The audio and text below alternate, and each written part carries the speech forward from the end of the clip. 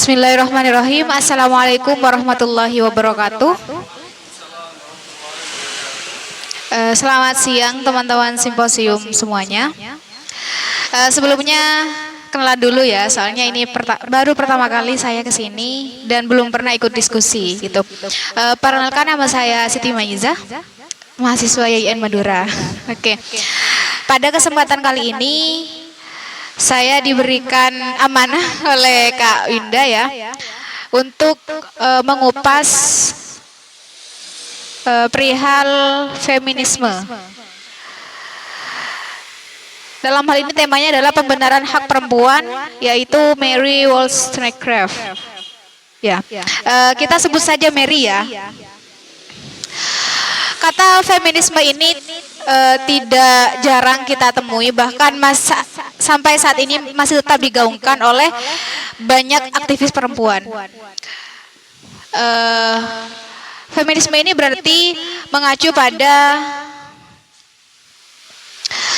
gerakan-gerakan di mana mereka menginginkan kesetaraan gender.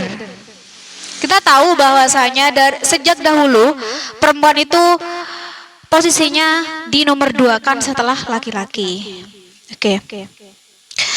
Ternyata sebelum perempuan-perempuan itu meminta haknya, dahulu sebelum prasejarah kalau nggak salah ya, itu perempuan dikatakan lebih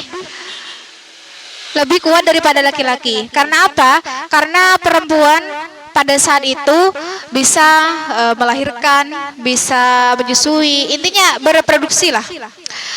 Perempuan dikatakan sebagai penunjang atau penerus ras, penerus keturunan gitu. Sedangkan laki-laki tidak bisa pada saat itu. Namun ketika zaman terus berkembang, di situ masuklah ekonomi. Sehingga laki-laki itu dituntut untuk bekerja dan menghasilkan uang demi kehidupan. Nah, sedangkan perempuan itu tidak bekerja. Barulah muncul bahwasanya perempuan laki-laki ini lebih unggul daripada perempuan. Karena apa? Karena laki-laki ini bisa mendapatkan uang sedangkan perempuan tidak. Perempuan hanya berkutik di kawasan rumah tangga saja. Begitu. Oke, kita kembali ke Mary. Mary merupakan penulis, filsuf, dan feminis dari London, Britania Raya yang hidup pada abad ke-18. Lahir pada tanggal 27 April 1759 dan wafat pada tanggal 10 September 1797. Oke. Kehidupan Mary ini sebenarnya tidak mulus ya. Ada banyak sekali rintangan dan hal-hal yang memang membuat Mary bisa sekuat pada zaman itu. Ayahnya merupakan John, nama lengkapnya lupa. Ayahnya ini terlilit hutang sehingga ayahnya ini suka bermabuk-mabukan, bahkan memukuli ibunya. Suka memukuli ibunya. Nah, di samping itu, Mary mencoba untuk melindungi ibunya atas ayahnya. Bahkan di saat itu kondisi ekonomi mereka tidak stabil. Dan Mary dituntut untuk bisa merawat ibu sekaligus adiknya. Begitu. Selanjutnya adalah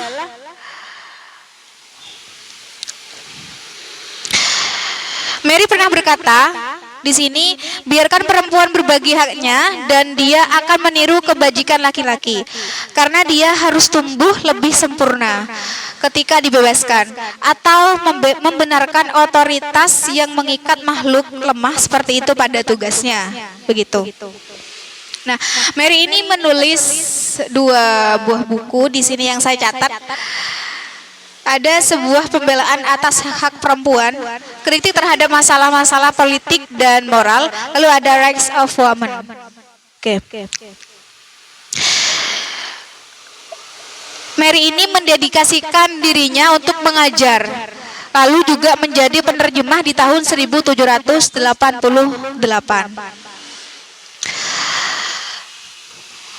Oke. Mengapa Mary ingin mengangkat derajat perempuan?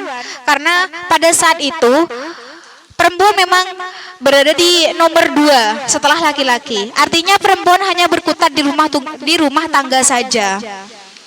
Bahkan laki-laki memandang perempuan itu tidak usahlah berpendidikan tinggi-tinggi, toh jatuhnya ada di rumah tangga. Sama dengan pemikiran masyarakat di desa pada saat ini. Sehingga saya katakan bahwa kesetaraan gender itu masih belum terrealisasikan secara utuh. Oke lah, kita di kota mungkin kesempatan bagi perempuan bersuara itu sangat besar. Namun ketika di desa, kita lihat saja fakta di lapangan bahwa perempuan itu masih belum bisa misal berpendidikan secara utuh. Belum bisa berekspresi secara luas lah. Artinya perempuan itu bisa dikatakan dikekang dan tidak boleh melebihi seorang laki-laki. Begitu.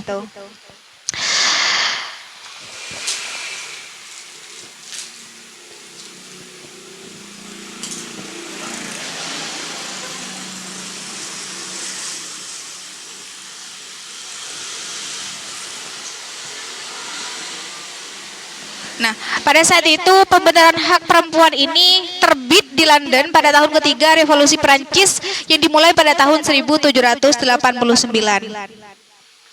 Dengan semua perhatian tertuju pada Prancis. Di situ Mary tidak setuju dengan kebijakan yang ada. Karena apa? Karena pada saat itu perempuan boleh berpendidikan namun hanya sampai usia 8 tahun. Sedangkan Mary itu berkeinginan untuk perempuan bisa berpendidikan secara jangka panjang lah, sama dengan laki-laki. Dia menginginkan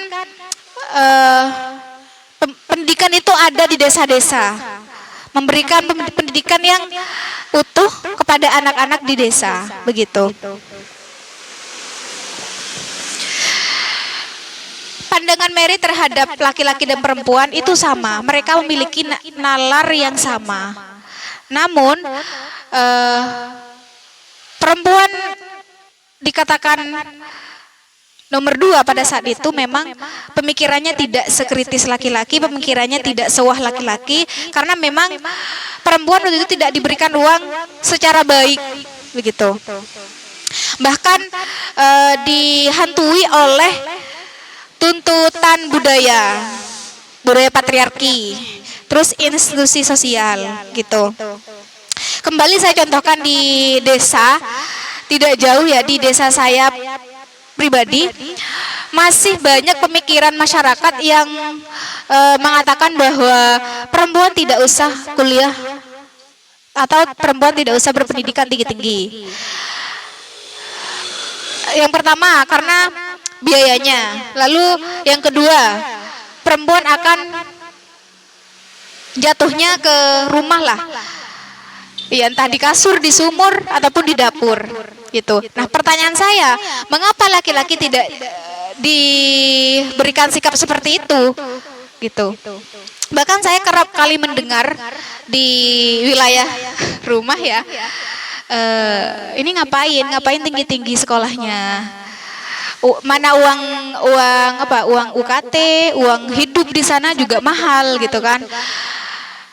Kebetulan teman-teman saya, apalagi adik-adik tingkat itu sudah menikah, sudah punya anak. Nah, tambahlah tetangga itu mengompori lah.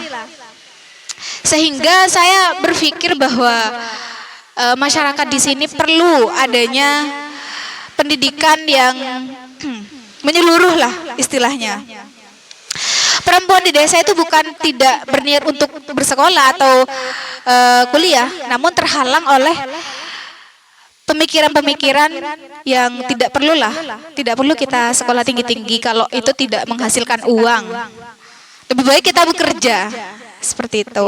Nah, di sini Mary berpandangan bahwa pemerintah waktu itu, pemerintah Prancis seharusnya bisa menyamaratakan, bisa berlaku adil terhadap pendidikan yang ada, laki-laki ataupun perempuan. Jadi keduanya ini sama-sama memiliki atau mendapatkan hak-hak belajar yang sama. Karena apa? Karena keduanya memiliki nalar yang sama. Tidak menutup kemungkinan bahwa perempuan ini bisa melebihi laki-laki. Bahkan sekarang pun banyak gitu buktinya. Dan itu juga termasuk pada termasuk pada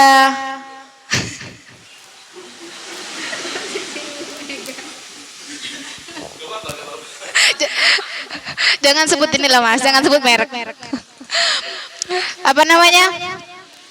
Termasuk pada masalah bagi perempuan lagi. Kan ada tuh pemikiran bahwa perempuan tidak boleh melebihi laki-laki. Kalau melebihi laki-laki itu akan susah dapat jodoh. Itu saya tanyakan, itu mitos atau fakta? Laki-laki bilang fakta, perempuan bilang mitos.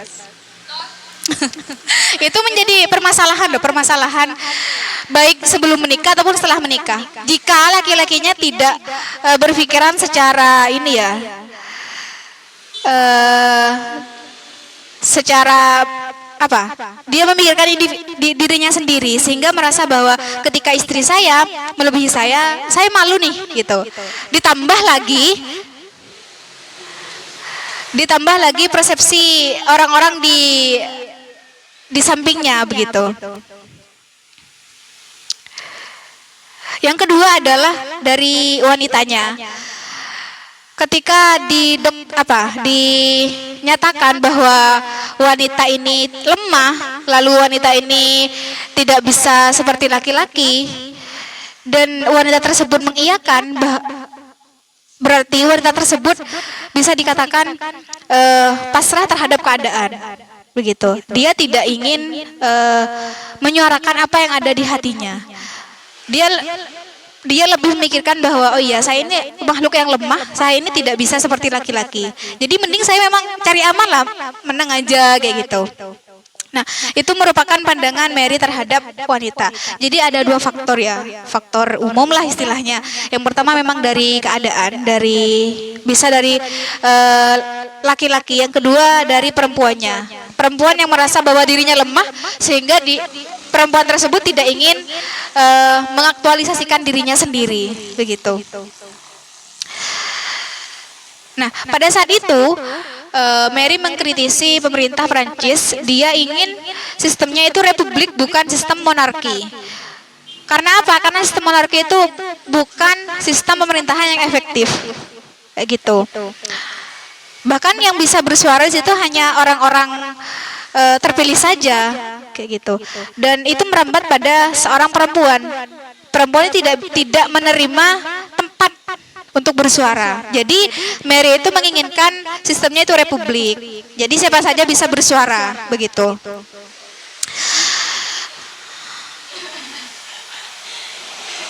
Nah,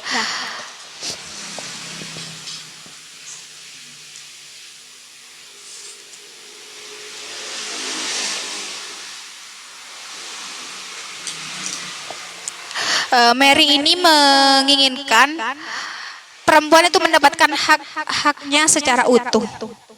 Ya, saya menemukan di situs-situs itu Mary memang menggaungkan pendidikan bagi perempuan.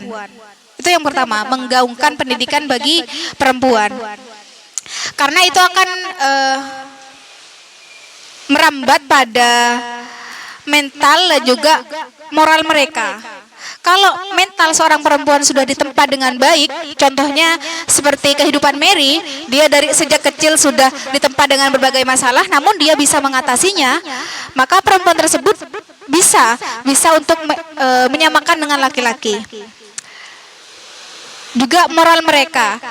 Dahulu itu ada dua perbudakan. Yang pertama ada perbudakan ras, yang kedua ada perbudakan wanita.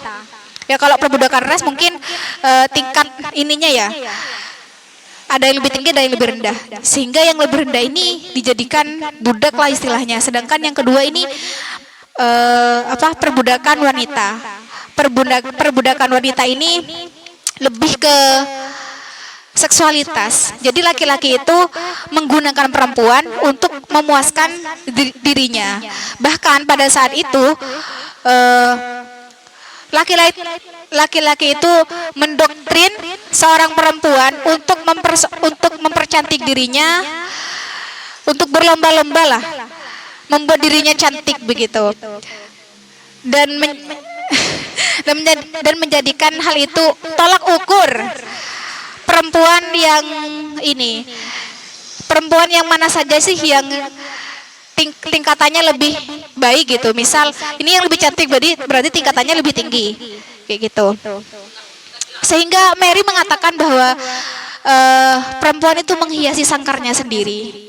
Jadi perempuan hanya berkutat di dalamnya itu, tidak ada perkembangan bagi dirinya.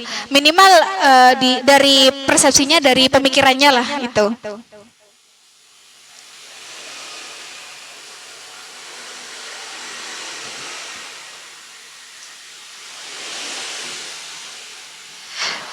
Bahkan doktrin itu mengatakan bahwa kecantikan perempuan itu menjadi kekuatan bagi dirinya dan juga kehebatan bagi perempuan tersebut, begitu. Dan perempuan itu tidak sadar bahwa dirinya hanya sebagai budak dari laki-laki.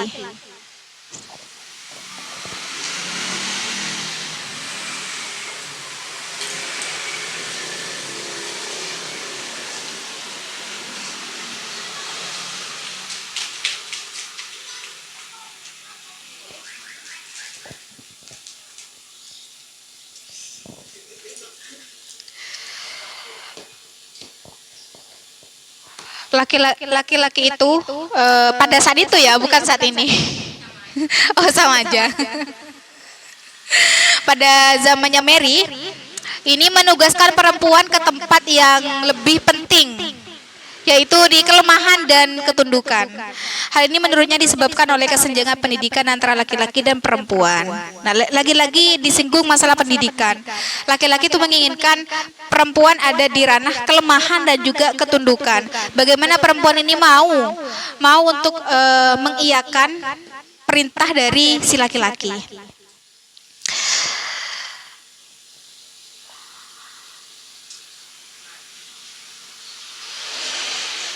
Sehingga pada saat itu wanita hanya berfokus pada ya cinta dengan laki-laki, padahal itu hanya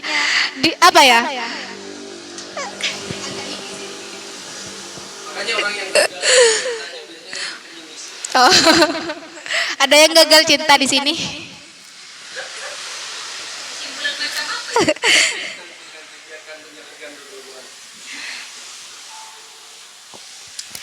Oke, di dalam buku Pembenaran Hak-Hak Perempuan saya belum baca sih, tapi saya belum baca bukunya secara utuh. Tapi saya coba baca-baca apa sih isinya gitu di dalam. Itu yang pertama ada pendidikan yang sama antara laki-laki dan perempuan. Kalau laki-laki mendapatkan 8, perempuan juga harus mendapatkan 8. Gitu. Jangan perempuan mendapatkan 3 sedangkan laki-laki mendapatkan 8. Itu sangat tidak relevan ya, sangat tidak adil bagi perempuan. Lalu yang kedua adalah mencintai sesama. Jadi Mary iya maksudnya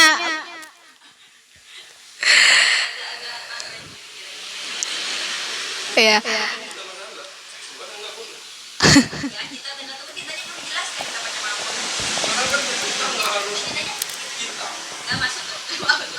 Iya. Mary menginginkan pada saat itu laki-laki dan perempuan itu tidak berseteru. Artinya Mary ini tidak menjunjung tinggi perempuan secara ini ya. Tidak menjatuhkan laki-laki, tidak. Namun dia ingin setara. Jadi keduanya ini bisa saling mencintai lah dengan tidak saling menjatuhkan, begitu. Jadi yang saya suka di sini adalah meskipun Mary pegiat feminisme, dia tidak menjatuhkan laki-laki.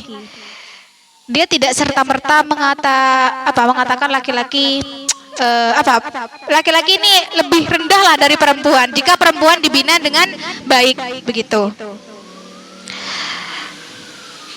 Nah, yang kedua adalah kelemahan dan ketundukan perempuan terhadap laki-laki. Itu dibahas juga di buku Pembelaan Hak Perempuan.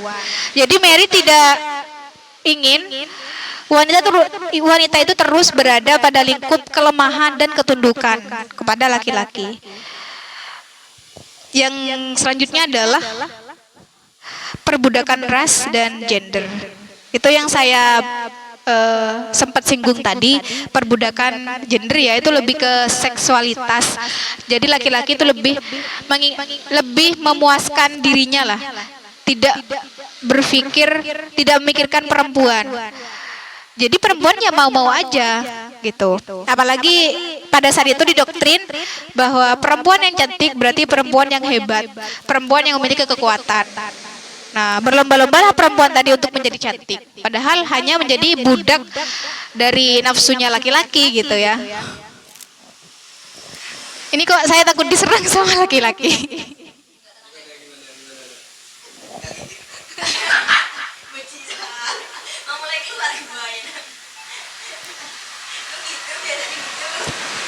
Selanjutnya adalah tirani, despotisme, kebebasan, kebajikan, dan revolusi. Jadi Mary di bukunya itu menginginkan sebuah perubahan baik dari tata pemerintah dan juga tata masyarakat, sehingga tidak ada lagi lah penindasan terhadap perempuan. Namun ternyata gaungan feminisme itu tidak berhenti pada zamannya Mary saja pada abad 18. Pada saat ini pun tetap berlanjut. Entah itu ada di pelecehan seksual, ada ketidakadilan dalam bersuara begitu. Mungkin kalau saya singgung lagi, kalau di kota mungkin perempuan lebih luas lah cangkupannya, kita bersuara juga lebih bebas. Tapi kalau di desa, di pelosok-pelosok itu masih dalam genggaman patriarki lah menurut saya pribadi. Banyak masih keluarga-keluarga yang tidak ingin anaknya itu berpendidikan lebih tinggi daripada laki-laki. Bahkan anak laki-laki itu lebih di spesialkan menurut saya. Misal kuliah jauh-jauh itu no problem, tapi kalau perempuan udahlah mending di sini aja, mending kuliah di dekat rumah. Ya kalau gak kuliah gak apa-apa. Sedangkan laki-laki monggo gitu loh. Dilulu menurut saya. Betul apa salah Kak? Relatif.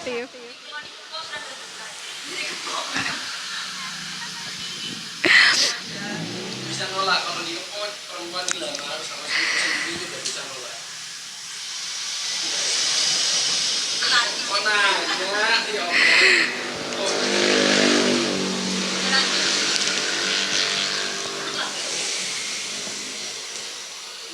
Nah, Mary itu menyusun bukunya juga sesuai dengan pengalaman pribadinya, pengalaman yang dialami oleh Mary, kayak gitu. Dari masa kecil sampai dia menjadi penulis, bahkan menjadi penerjemah. Jadi pada saat itu Mary suka membaca literasi, membaca buku-buku ya, memperbanyak bacaannya, apalagi mengenai perempuan yang dia alami sendiri. Ibunya kan waktu itu sering dipukul oleh ayahnya. Seakan-akan ayahnya itu menjadi raja di keluarga tersebut, dengan bebas ayahnya memukuli, memarahi begitu. Sehingga Mary berpikir bahwa kesetaraan itu harus ada, kesetaraan itu harus tercipta, begitu. Mary mulai menyukai bacaan-bacaan mengenai perempuan. Mary mulai membaca, mulai mengkaji, sehingga Mary pada saat itu menjadi pengajar juga dan membuat buku, lalu menjadi penerjemah, begitu.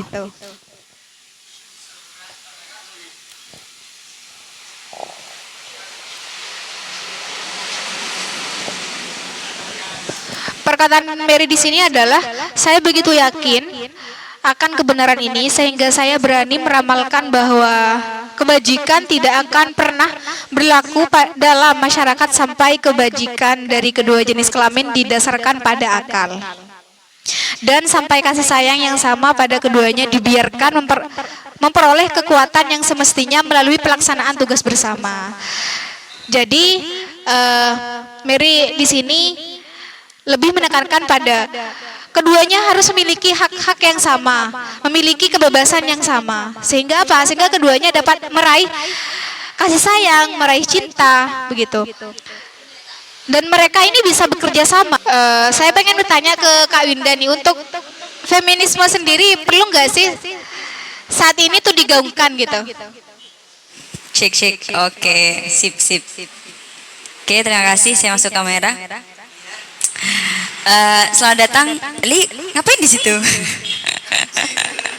Jadi tadi pertanyaannya apa? Apakah benar feminisme masih digaungkan? Maksudnya feminisme butuh nggak untuk saat ini digaungkan gitu? Saya rasa masih butuh sih, karena untuk mengatakan bahwa kesetaraan itu sudah sampai final, saya rasa belum. Cuman feminisme yang muncul sejak awal kali lahir sampai sekarang, saya rasa sudah banyak berubah, dan kita sudah bisa dikatakan kehilangan arah gitu. Makanya hampir kita tidak bisa membedakan kita feminisme yang mana. Karena feminisme sudah penuh dengan banyak wajah, sehingga ketika orang bilang feminisme itu liberal dan lain sebagainya, kita seringkali dibuat absurd gitu dengan banyaknya macam feminisme gitu. Sehingga feminisme yang mana yang kita sebut sebagai yang di luar, yang sesat dan lain sebagainya, kita masih belum memiliki satu pijakan yang kuat gitu. Jadi saya rasa tujuan itu semakin berkembang, sama seperti tujuan feminisme. Kita tidak, mungkin Mary bilang bahwa tidak hanya perempuan tapi laki-laki semuanya sama gitu kan.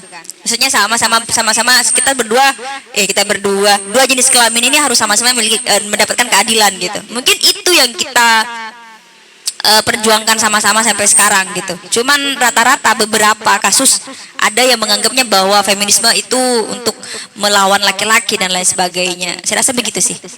Mungkin Dewi, dari zaman dahulu memang perempuan ini sangat permasalahannya sangat kompleks sekali. Di berbagai agama perempuan ini dikatakan bahwa ada yang mengatakan bahwa perempuan ini sebagai biang dosa ya. Lalu juga ada yang mengatakan bahwa perempuan ini adalah laki-laki yang tidak tercipta secara utuh, artinya separuh. Karena apa? Karena perempuan ini sebagai tulang rusuk dari laki-laki. Jadi laki-laki berarti yang cuma manusia gitu. Terus juga intinya di berbagai agama menurut saya terlepas itu bukan gimana? Saya takut loh kalau berbicara agama. Perempuan itu di nomor 2 kan. Jadi yang lebih muncul ke permukaan itu laki-laki. Jadi saya sangat setuju ketika Mbak Winda tadi mengatakan bahwa hingga saat ini feminisme itu harus terus diperjuangkan, harus terus digaungkan begitu, untuk menciptakan sebuah kesetaraan. Ketika saya bertemu dengan laki-laki, dengan teman laki-laki, itu sering mengeluh, kenapa sih perempuan harus mengatakan kesetaraan terus menerus? Bukankah kesetaraan itu sudah tercipta? Begitu. Di satu sisi saya mengatakan iya, di satu sisi saya mengatakan tidak. Memang ketika saya berada di tua tempat di Pamekasan, itu mungkin kebebasan berbicara itu sudah ada. Namun terkadang kitanya saja, sebagai wanitanya saja yang enggan untuk berbicara. Itu memang ada. Lalu yang kedua, ketika saya berada di rumah, saya melihat bahwa ada batasan-batasan bagi perempuan, sedangkan laki-laki tidak. Perempuan tidak boleh ikut musyawarah ini. Perempuan tidak boleh. Ada satu pengalaman saya pribadi. Pada saat itu kebetulan di rumah ada semacam doa bersama lah, doa apa ya? Tahlilan lah istilahnya. Pada saat itu saya ditugaskan untuk ngasih undangan ke, bukan ngasih sebenarnya, ngundang lewat lisan ke tetangga-tetangga. Oke. Ketika saya ingin berangkat, di situ ada salah satu tetangga yang mengatakan bahwa kenapa perempuan yang disuruh, kenapa bukan laki-laki gitu. Karena yang dipandang itu laki-laki dalam hal-hal seperti itu. Jadi perempuan hanya di dapur saja menyiapkan makanan. Kayak gitu. Jadi saya berasumsi bahwa ada dua ranah ya. Ketika saya mengatakan bahwa kesetaraan itu ada, tapi tidak utuh. Yang kedua, kesetaraan itu tidak ada ketika saya berada di desa. Begitu. Dan Mary juga mengatakan bahwa di dunia saat ini perempuan masih dianiaya karena mengejar pendidikan yang memadai dan kehidupan seks yang bebas. Secara keseluruhan jalan yang harus ditempuh masih panjang sebelum hak-hak perempuan benar-benar dibenarkan, gitu. Jadi perjalanan perempuan masih panjang dan untuk mengambil hak-hak perempuan itu juga masih panjang. Mary ingin kesetaraan gender itu berlaku untuk seluruh kalangan, dirasakan oleh seluruh perempuan dan juga laki-laki, gitu. Jadi saya katakan kembali bahwa Mary di sini tidak mengejas laki-laki, maksudnya tidak menjatuhkan laki-laki. Bahkan Mary ingin perempuan dan laki-laki ini saling bersinergi, saling bekerja sama, begitu. Ya mungkin hanya itu dari saya mengenai pembenaran hak perempuan. Mungkin ada pertanyaan dari teman-teman di sini, kita bisa diskusi ya. Kita bisa diskusi bersama. Terima kasih. Saya pasrahkan kepada teman-teman.